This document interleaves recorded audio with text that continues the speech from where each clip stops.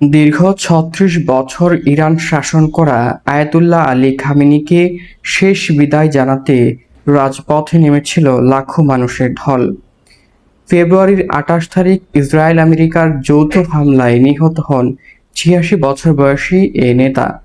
যুদ্ধ পরিস্থিতির কারণে স্থগিত থাকার পর ৪ জুলাই থেকে শুরু হলো ৬ দিনব্যাপী রাষ্ট্রীয় শোক।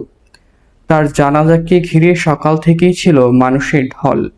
সরকারি হিসেবে এই জানাজায় ১.৫ থেকে ২ কোটি মানুষ অংশ নিয়েছে বলে ধারণা করা হচ্ছে। নিরাপত্তার জন্য পুরো শহর জুড়েই হাই অ্যালার্ট জারি করা হয়েছিল। জানাজার কর্মসূচি তেহরান থেকে কুম, নাজাফ, কারবালা হয়ে ৯ জুলাই শেষ হবে মাশহাদে।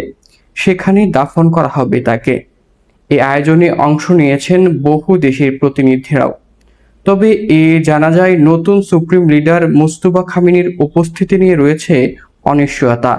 নিরাপত্তার ঝুঁকির কারণে তিনি সশরীরে উপস্থিত হতে পারেননি, এমনটাই ধারণা করা হচ্ছে। জাহিদুল ইসলাম, এই মুহূর্তের বার্তা।